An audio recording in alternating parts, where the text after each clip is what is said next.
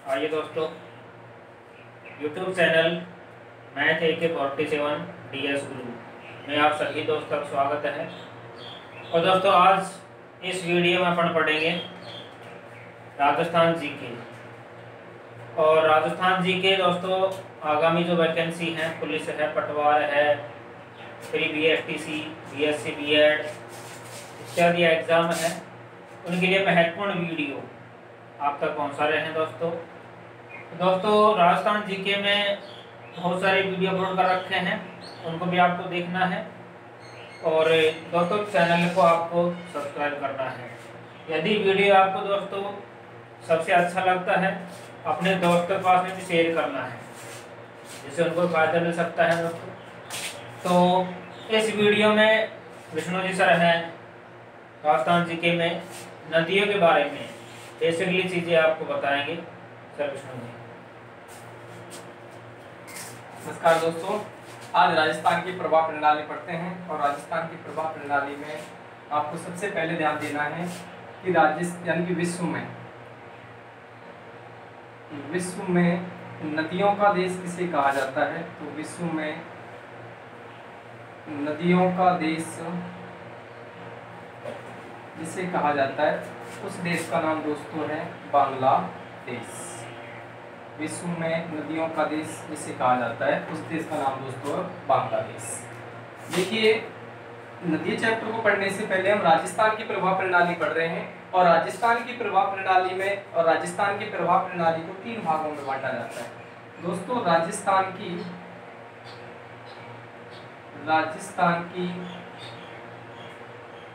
प्रवाह प्रणाली को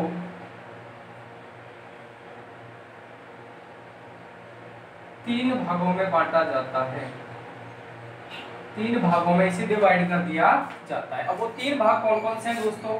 नंबर 1, बंगाल की खाड़ी। बंगाल की खाड़ी की ओर चले जाने वाली नदियां। दूसरा पार्ट है दोस्तों, अरब सागर की ओर चले जाने वाली नदियां। अरब सागर की ओर चले जाने वाली नदियां। और तीसरा पार्ट है दोस्तों, वो नदियां जो ना तो बंगाल की खाड़ी में चली जाती हैं और ना ही अरब सागर की ओर चली जाती हैं। ऐसी नदियों को आंतरिक प्रवाह वाली नदियां कहा जाता है। आंतरिक प्रवाह वाली नदियां कहा जाता है। तो देखिए, कई बार एग्जाम में सीधा क्वेश्चन आ जाता है कि राजस्थान में निम्नलिखित में से कौन सी नदी कौन सी खाड़ी में गिरती है, अरब सागर में गिरती है, बंगाल की खाड़ी में गिरती है। तो इनके लिए दोस्तों आपको 3 ट्रिक्स याद रखनी है। बंगाल की खाड़ी की ओर चले जाने वाली नदियां दोस्तों आपको याद रखना है बेबच, बांका, खारी और कोठारी। ये सब गिरे बंगाल की खाड़ी। ये सब गिरे बंगाल की खाड़ी। तो दोस्तों देखिए कि बेसिक नदी है जिसका नाम है बेडज। बेसिक नदी है जिसका नाम है दोस्तों बनास। चैसिक नदी है दोस्तों जिसका नाम है चंबल। बासेक नदी है जिसका नाम है बाण गंगा। कासेक नदी दोस्तों जिसका नाम है काली सिंध। खासेक नदी दोस्तों जिसका नाम है खारी। और कोठारी से दोस्तों एक नदी है जिसका नाम है कोठारी। ये वो नदियां हैं जो अपना पानी बंगाल की खाड़ी की ओर चली जाती है। दूसरा भाग दोस्तों हमारा है अरब सागर की ओर चले जाने वाली। तो अरब सागर की ओर राजस्थान की कौन कौन सी नदियां अपना पानी अरब सागर की ओर ले जाती हैं, तो इसकी भी आपको एक छोटी सी ट्रिक्स याद रखनी है। सालू की माँ सोजा। सा से दोस्तों एक नदी बनती है जिसका नाम साबरमती है। क्या नाम है? साबरमती। जो उद्गम तो राजस्थान से करती है, लेकिन गुजरात की लाइफलाइन कहलाती है। लूसे एक नदी है जो पश्चिमी राजस्थान की एकमात्र नदी मानी जाती है, जिसको लूनी नदी के नाम से जाना जाता है। मासे एक नदी है और उस नदी का नाम दोस्तों माही है। सोसे एक नदी है दोस्तों जिसका नाम सोकप जिसका नाम सोम है, और जा से एक नदी है दोस्तों जिसका नाम जाखम है। क्या नाम है? जाखम। सीधा सीधा यदि एग्जाम में कोई क्वेश्चन आ जाता है कि निम्नलिखित में से अरब सागर की ओर जल कौन सी नदी ले जाती है, कौन सी नहीं ले जाती, तो अरब सागर की ओर जल ले जाती है तो साबरमती, लूनी, माही, सोम और जाखम। इसके बाद दोस्तों आपको याद रखना है, तीसरा हमारा जो डिवाइडेशन है प्रवाह प्रणाली का वो है आंतरिक प्रवाह। और आंतरिक प्रवाह की दोस्तों आपको एक ट्रिक्स याद रखनी है, घर में काका सा। ये वो नदियां हैं जो यदि कोई सीधा क्वेश्चन आता है तो आपको तुरंत इसको पुटअप करना है। घर से एक नदी बनती है जिसका नाम है घग्गर, में से एक नदी बनती है दोस्तों जिसका नाम है मेंथा, का से एक नदी बनती है दोस्तों जिसका नाम है कांतिली, का से एक नदी बनती है दोस्तों जिसका नाम है काकने, और सा से एक नदी बनती है जो अलवर जिले की सबसे बड़ी नदी है जिसको कहते हैं साबी। तो देखिए दोस्तों, सीधा यदि कोई क्वेश्चन आ जाता है तो आप इसमें से उसको सीधा उसका आंसर दे सकते हो। राजस्थान की प्रवाह प्रणाली को हमने 3 भागों में बांटा था, जिसमें एक तो बंगाल की खाड़ी की। अब देखिए दोस्तों, राजस्थान की ऐसी कोई सी नदी नहीं है जो अपना सीधा पानी बंगाल की खाड़ी को ले जाती हो, लेकिन राजस्थान में एक नदी सबसे बड़ी चंबल नदी जो अपना पानी यमुना को देती है, और यमुना अपना पानी देती है गंगा को, और गंगा अपना पानी सालसठ द्वीप लाहौर के नजदीक जाकर किसको दे देती है? बंगाल की खाड़ी को। वैसे ही राजस्थान में जो अरब सागर वाली जो नदियां हैं, अरब सागर की जो नदियां पानी ले जाती है, उनकी ट्रिक्स है सालू की माँ सोजा। इससे मान लीजिए कोई क्वेश्चन आ जाए कि निम्नलिखित में से अरब सागर की ओर जल ले जाने वाली नदी कौन सी है, कौन सी नहीं है, तो आपको तुरंत इसका पता चल जाएगा। और आंतरिक प्रवाह, आंतरिक प्रवाह कहते किसे हैं? वो नदियां जो ना तो अपना पानी बंगाल की खाड़ी की ओर ले जाती हैं और ना ही अपना पानी अरब सागर की ओर ले जाती हैं, और थोड़ी बहुत बहती हैं और अपनी भूमि में ही विलुप्त हो जाती हैं, और वो बरसाती नदी कहलाती है, जिन्हें हम किस नाम से जानते हैं? आंतरिक प्रवाह के नाम से जानते हैं। तो देखिए, अगर सीधे क्वेश्चन आए तो आपको इनमें से उनको पुटअप करना है। अब देखिए, नदियों के बारे में आपको बेसिक जानकारी लेनी है। सबसे पहले देखिए, हम पढ़ते हैं राजस्थान में कितने त्रिवेणी संगम हैं इनके बारे में, क्योंकि पटवार में पिछली बार सीधा क्वेश्चन पूछा गया था कि राजस्थान में त्रिवेणी संगमों की संख्या कितनी है। तो सबसे पहले नदियों में हमको पढ़ना है त्रिवेणी संगम। दोस्तों, सबसे पहले हमें इस बात का पता होना चाहिए कि त्रिवेणी संगम किसे कहते हैं। ऐसा स्थान जहां पर 3 नदियों का मिलन होता हो, या ऐसा स्थान जहां पर 3 नदियां आपस में आकर मिलती हो, उस स्थान को कहते हैं त्रिवेणी संगम। देखिए, भारत की सबसे बड़ी जो त्रिवेणी बनती है, भारत की सबसे बड़ी जो त्रिवेणी बनती है, भारत की सबसे बड़ी त्रिवेणी बनती है दोस्तों इलाहाबाद में। कहाँ बनती है? इलाहाबाद में, जहां पर गंगा प्लस यमुना प्लस सरस्वती नदी का संगम होता है। अतः राजस्थान में त्रिवेणी संगमों की संख्या कितनी है? तो दोस्तों, राजस्थान में त्रिवेणी संगमों की संख्या 4 है। कितनी है? 4 त्रिवेणी संगमों में सबसे पहला, एक तरफ हम लिख लेते हैं त्रिवेणी संगम, त्रिवेणी संगम।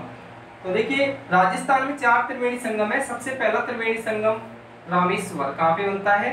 रामेश्वर में। रामेश्वर नाम का स्थान राजस्थान के किस जिले में पड़ता है दोस्तों? उस जिले का नाम है सवाई माधोपुर। अब यहाँ पर 3 नदियों का त्रिवेणी संगम बनता है। कौन कौन सी नदी है? तो दोस्तों, आपको याद रखना है चंबल प्लस बनास प्लस सी, ये 3 नदियों का त्रिवेणी संगम बनता है रामेश्वर में। और रामेश्वर सवाई माधोपुर जिले में, जिसे आदिवासियों का प्रयागराज भी कहा जाता है। दोस्तों, दूसरा त्रिवेणी संगम राजस्थान में बनता है वेणेश्वर में। कहाँ बनता है? वेणेश्वर। और वेणेश्वर नाम का स्थान दोस्तों राजस्थान के किस जिले में है? तो वेणेश्वर नाम का स्थान राजस्थान के डूंगरपुर जिले में। कहाँ पर है? डूंगरपुर में। यहाँ पर भी दोस्तों 3 नदियों का त्रिवेणी संगम बनता है। एक नदी है माही प्लस एक नदी है सोम प्लस एक नदी है जाखम। इसके बाद दोस्तों राजस्थान का तीसरा त्रिवेणी संगम बनता है, और तीसरा त्रिवेणी संगम बनता है दोस्तों बीगोद में। कहाँ बनता है? बीगोद। और बीगोद नाम का स्थान दोस्तों हमारे जिस जिले में है उस जिले का नाम है भीलवाड़ा। बीगोद भीलवाड़ा में दोस्तों 3 नदियों का त्रिवेणी संगम बनता है। कौन कौन सी 3 नदी हैं?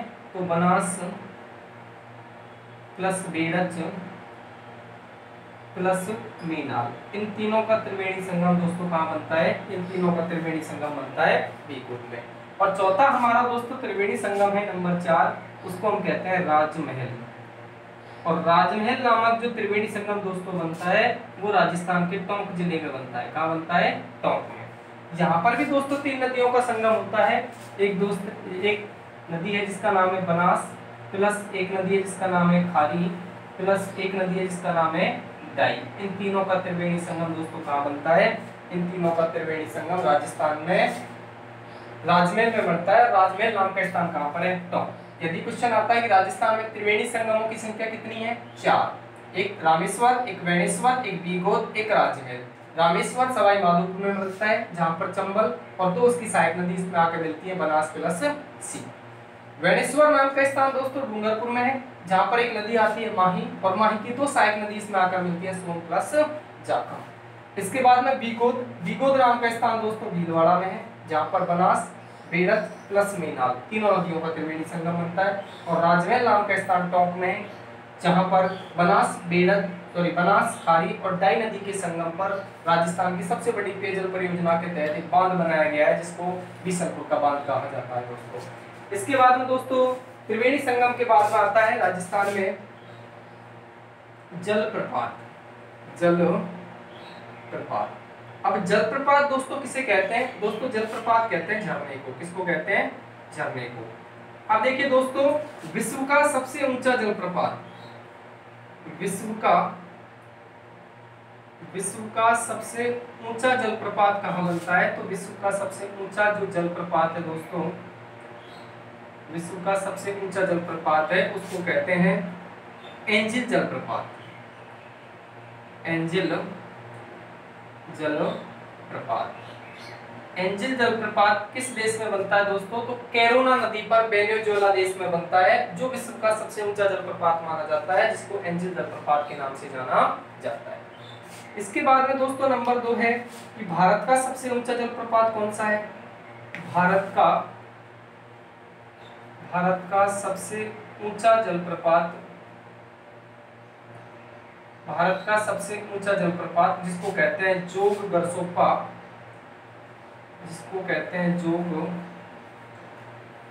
गरसोप्पा, या वर्तमान में इसका नाम चेंज कर दिया गया है, इसको महात्मा गांधी जलप्रपात के नाम से जाना जाता है, जो शरावती नदी पर कर्नाटक में बनता है दोस्तों। कहाँ बनता है? शरावती नदी पर कर्नाटक में। दोस्तों अब हम राजस्थान के जलप्रपातों की बात करते हैं। तो दोस्तों राजस्थान में जो जलप्रपात है वो सबसे ऊंचा जो जलप्रपात बनता है राजस्थान में उसको कहते हैं चूलिया जलप्रपात।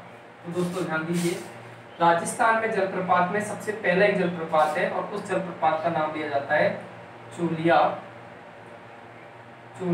जलप्रपात। राजस्थान का सबसे ऊंचा जलप्रपात है चूलिया जलप्रपात, और किस नदी पर बनता है जलप्रपात? उसको कहते हैं चंबल नदी पर यह जलप्रपात बनता है। दूसरा राजस्थान का जलप्रपात है उसको कहते हैं मेनाल जलप्रपात।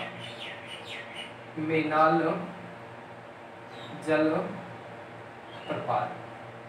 जलप्रपात दोस्तों किस नदी पर बनता है? उस नदी का नाम भी मेनाल ही है, मेनाल नदी पर बनता है। नेक्स्ट राजस्थान का तीसरा जो जलप्रपात है दोस्तों उसको कहते हैं भीमलत जलप्रपात। भीमलत जलप्रपात दोस्तों कौन सी नदी पर बनता है? तो उस नदी का नाम है मांगली नदी, और मांगली नदी पर यह जलप्रपात बनता है, और उस जलप्रपात का नाम क्या है? भीमलत। अतः राजस्थान के 3 जलप्रपात प्रसिद्ध हैं, चूलिया जलप्रपात, मेनाल जलप्रपात और भीमलत जलप्रपात। इसके बाद दोस्तों कुछ नदियों के किनारे राजस्थान के किले बने हुए हैं। अतः नदियों के किनारे राजस्थान के कुछ किले, नदियों के किनारे राजस्थान के दुर्ग। दोस्तों कुछ ऐसे किले हैं जो नदियों के किनारे हैं। तो सबसे बड़ा राजस्थान का एक जल दुर्ग है और उस दुर्ग को कहा जाता है दोस्तों गागरोन। गागरोन नाम का किला राजस्थान के झालावाड़ जिले में है और ये 2 नदियों के संगम पर है दोस्तों। एक नदी को कहते हैं आहू प्लस एक नदी को हम कहते हैं काली सिंध। आहू और काली सिंध नदी के संगम पर यह किला राजस्थान के गागरोन झालावाड़ में, कहां पर है, गागरोन, और जिले का नाम पूछे तो दोस्तों झालावाड़। उसके बाद दोस्तों राजस्थान का दूसरा जलप्रपात है और उस राजस्थान का दूसरा किला है जिसको कहते हैं चित्तौड़गढ़। और चित्तौड़गढ़ के बारे में तो आपने सुना ही होगा, कहा जाता है कि गढ़ तो चित्तौड़गढ़ बाकी सब गढ़ गया। राजस्थान का सबसे बड़ा लिविंग कोर्ट अतः राजस्थान का सबसे बड़ा रिहायशी किला कौन सा है, उस किले को भी कहते हैं चित्तौड़गढ़। ये भी दो नदियों के संगम पर है। एक नदी को तो कहा जाता है गंभीरी प्लस बेड़च नदी के संगम पर राजस्थान में एक दुर्ग बना हुआ है जिसको चित्तौड़गढ़ कहते हैं। अतः चित्तौड़गढ़ का किला राजस्थान के जिस जिले में है उस जिले को भी दोस्तों चित्तौड़गढ़ भी कहा जाता है। इसके बाद दोस्तों राजस्थान का तीसरा दुर्ग है जो भी नदी के किनारे बना हुआ है, उसको कहते हैं भटनेर का किला। भटनेर का किला दोस्तों, भटनेर का किला किस नदी के किनारे है, तो उस नदी का नाम है घग्गर नदी। घग्गर नदी के किनारे भटनेर का किला किस जिले में स्थित है, उस जिले का नाम है हनुमानगढ़। ठीक है दोस्तों। इसके बाद दोस्तों राजस्थान में एक किला आता है गागरोन चित्तौड़गढ़। इसके बाद में राजस्थान में एक किला है जिसको कहते हैं नंबर 4 शेरगढ़ का किला। दोस्तों ध्यान रखना शेरगढ़ के किले दो हैं, एक शेरगढ़ का किला तो आपके बारां में है और एक धौलपुर में है। शेरगढ़ का किला ये परवन नदी के किनारे है दोस्तों, परवन नदी के किनारे है और किस जिले में है दोस्तों, तो उस जिले का नाम है बारां। इसके बाद दोस्तों नंबर 5 एक किला आता है राजस्थान में जिसको कहते हैं भैंसरोडगढ़। भैंसरोडगढ़ का किला राजस्थान में दोस्तों चित्तौड़गढ़ में है। ये दो नदियों के संगम पर है। एक नदी को तो कहते हैं यह किला काली खाड़ नदी के संगम पर स्थित है और जिस जिले में है उस जिले को कहते हैं चित्तौड़गढ़। या ऐसे भी हो सकता है कि जो भैंसरोडगढ़ का किला है वो चंबल और बामी नदी के संगम पर भी स्थित है। तो ये राजस्थान के कुछ किले हैं जो नदियों के किनारे स्थित है। इसके बाद दोस्तों राजस्थान में नदियों के किनारे दुर्ग हो गए। अब राजस्थान की कुछ ऐसी सभ्यताएं हैं जो नदियों के किनारे हैं। राजस्थान की कुछ ऐसी सभ्यताएं भी हैं जो नदियों के किनारे स्थित हैं। उन सभ्यताओं में देखिए राजस्थान की सबसे बड़ी एक सभ्यता है, उस सभ्यता को कहा जाता है काली सिंध की सभ्यता, यानी कि काले रंग की चूड़ियां, काली बंगा की सभ्यता, पीली बंगे की सभ्यता। ये सभ्यताएं आपके हनुमानगढ़ में विकसित हुई हैं और जिन नदियों के किनारे विकसित हुई हैं उन नदियों को दोस्तों घग्गर नदी कहा जाता है, क्योंकि हनुमानगढ़ जिले में फेमस प्रसिद्ध नदी उसको कहते हैं घग्गर। अतः नदियों के चैप्टर में दूसरा आपका है नदियों के किनारे। नदियों के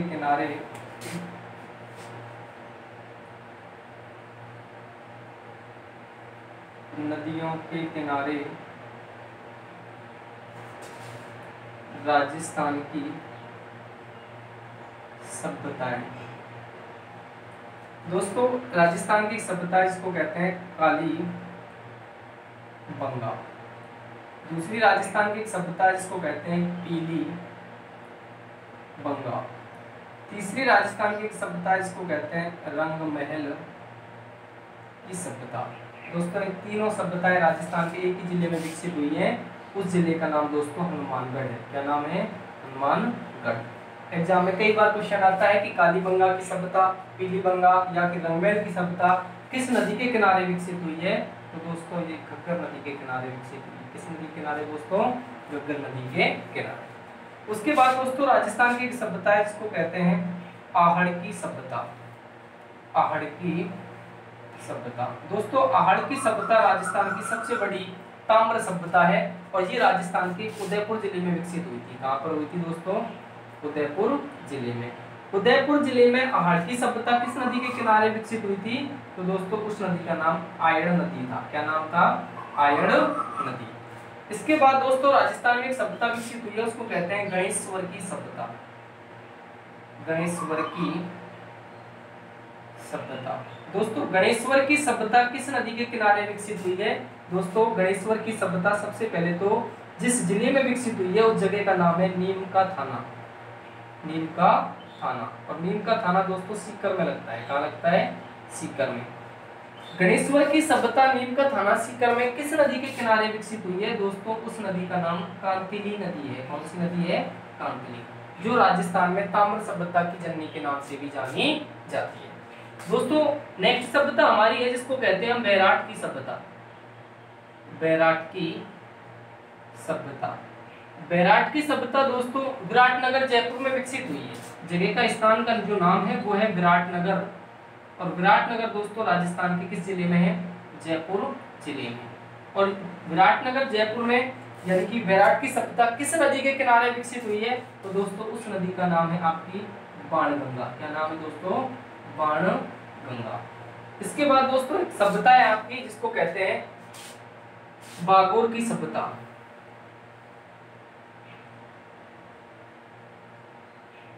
दोस्तों बागोर की सभ्यता जिस नदी के किनारे विकसित हुई है तो बागोर की सभ्यता राजस्थान में भीलवाड़ा जिले में कोठारी नदी पर विकसित हुई है। कौन सी नदी पर? कोठारी नदी पर। ये राजस्थान में दोस्तों कुछ नदियों के किनारे राजस्थान की सभ्यताएं विकसित हुई थी। हम राजस्थान का भी बेसिक चैप्टर पढ़ रहे हैं तो आपको सबसे पहले इन चीजों को देखना है। दोस्तों नेक्स्ट